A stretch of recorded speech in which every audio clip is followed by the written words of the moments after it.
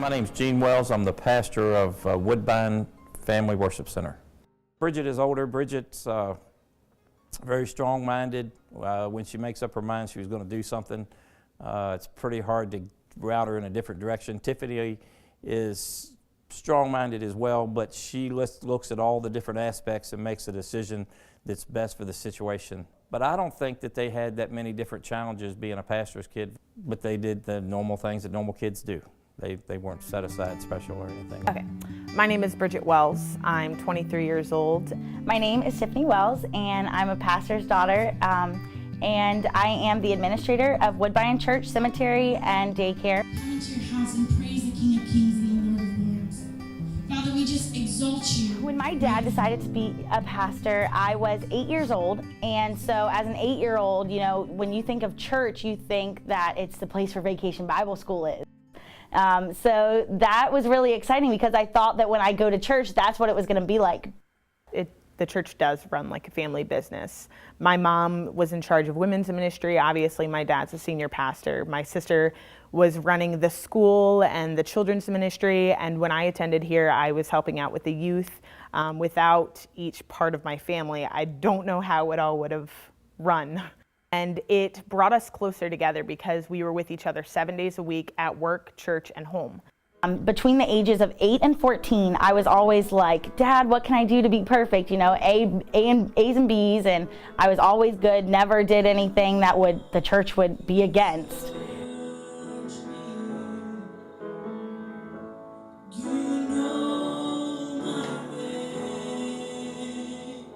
Just the pressure of being the perfect pastor's kids all the time was always on us, no matter what. For an 8-year-old, your parents and the church expect you to be a 15-year-old. And so I had to grow up faster than I wanted to, so I couldn't act the way that I wanted to. I had to act the way that they told me that I had to. Pastor kids are in this bubble that everyone just looks into this fishbowl at you and just waiting for you to fall. We were in the face of the church all the time. So anything that I did, the people in the church were judging that because I didn't want the church to know that something was wrong with the pastor's daughter. You know, you can't have anything wrong. God forbid you're the one that goes forward on Sunday morning needing prayer. And so I kept it in, and that made me do things that I shouldn't have done. My sister, she was the good girl. She did all the right things, got good grades in school. I was quite the rebel. I had some problems with authority, so I got in trouble a lot for that, just disrespecting teachers and things like that. It's my mouth. That's my problem. So much pressure is put on you to do the right thing and to have the right answer and to be the good girl. That sometimes you even choose to fall. Because it all happened at the same time. I moved out, I left the church, I got a new job, so I think it all has to do, because it all just happened at the same time. So, you know, I'm not living there, I'm not going to church here, I'm not working there, so, you know. Amazing grace. How sweet the sound. Is that okay? Thank you. Give me, you're all that I need. I decided to leave Woodbine, going to church here. Well, I attend a church in Manassas, and I love it. I love everything about it. Am part of the creative arts ministry. So I have led worship there several times. I've co-led, and sometimes I just do background vocals for the worship team. I just wanted to go to a church where I could just sit back and relax and enjoy a way that wasn't as stressful. Yeah. So the other third was your sister? Yeah. Oh, okay. Yeah, so... You've never brought her here? Or at least I've never met her. She's been here a couple times, but she is my dad's church, so... My family went through quite a lot of challenges, especially through the latter part of my high school years going into college. Our church, our ministry has had financial problems. We've been small then big, small then big. It's been a roller coaster. And it got to the point where the church was in a financial issue. The church is very old, And so there'd been debt from the past. And when that happened, my dad put our house up that we lived in as collateral for the church to pay for the debt. And because of that, the bank then took our home. In 2011, we gave up our house and moved into the church. Okay. So this is where I slept. Right now it's a storage room, but I just had like a little air mattress and just some boxes full of my stuff. It was definitely a tight fit and extremely hot because we lived here in the summer months. I'm like, you should just let the church do their thing and we do our thing and not mix the two together. Let the church pay for its debt and not us get involved. It was definitely a weird situation because it's so tight and that's the baptismal door. So I would have to clean all of my stuff out every time we had a baptism so they could change in here for the baptisms. Some people think that it's a historical church. They peek their nose in the glass and eyes, and I'd have to move my bed aside so that people couldn't see that we were sleeping there, because for a while we hid it from everyone that we didn't have a place to go. So our parents stayed in this room, which is the, quote, bell tower. My dad was more angry and sometimes would sleep in his office instead of sleeping in the church with my mom.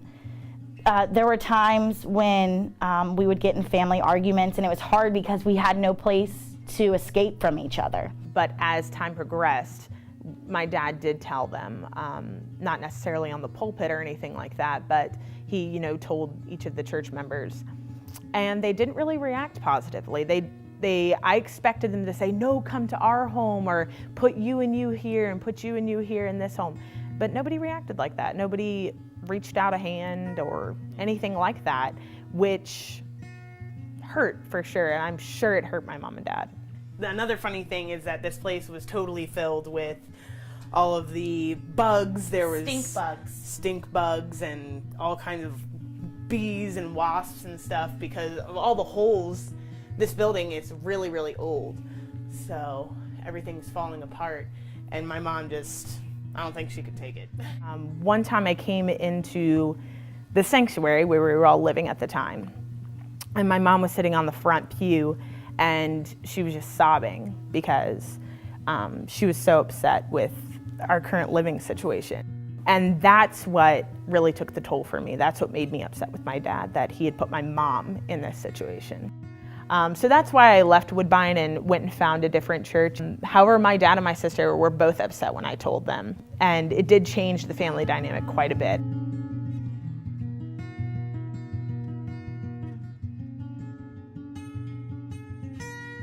Been through different things and handled and gotten the help that I needed, whatever it might be, whether it was through counseling or talking to friends or whatever, where I feel like Tiffany has just kind of brushed it off. Yeah, I actually like, because I'm the administrator of the ministry, the graveyard is my favorite aspect of Woodbine, because it's one of the only public cemeteries in Prince William County. So people that we don't know, non-church members, people from all over the place come and bury their loved ones here, and they come back and visit. So you meet them then, and then you're going to continue a journey with them that you would have never gotten to meet them if it wasn't for the cemetery. When I was 16 years old, my dad got a vision from the Lord that we were going to do a revival. He had hired a worship leader from Ohio. He had hired pastors to come in, and it was going to be great. My dad said, well, we can't afford to pay these pastors. We can't afford to pay this worship leader. So Tiffany, you're going to have to step up because there's no one else. So February of 2009, my dad made the decision to pull me out of public school. And I went to high school online for my junior and senior year. And when I look back, I wish I hadn't done that. I wish I had gotten to walk with my friends. I wish I had gotten to do all those things that seniors did. But I didn't, because he chose that for me. I don't know. I couldn't have done it. I loved high school. I loved hanging out with my friends and being a part of something. I wouldn't have dropped out for nothing. That's just me.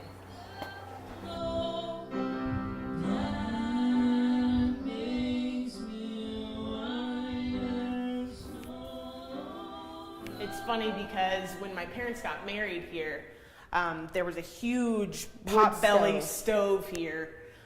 So my mom, instead of walking down the aisle, she had to walk around this to get down the aisle to marry my dad. In the church, I did receive some special treatment as well. Like families would take us out to lunch a lot because we were the pastor's family. So that was really nice, having also another family here at Woodbine. Because with meeting the people who have come through Woodbine, there's been really nice people who've treated me with the utmost respect. There's been people who have treated us poorly. But with all of that, it's made me someone who doesn't judge as much. It's just so weird to think that this was Woodbine, and before that kids were learning in here, kids all over the Manassas area. Well, I would say that I wish my dad had thought about how it would affect me, not even my sister or my mom, but how it would affect me as his child. If he knew in advance that I was going to get hurt this much, would he have still chose it? I don't know that I had an expectation of what they might become in the ministry. Tiffany, pretty much, she's got her hand on just about every segment of the ministry. You know, I just don't believe that you force people, whether it's your children or anybody else, to have the dream that you have. But then if God's got them going in a different direction, then you got to allow them to go in the direction that God has called them to go into.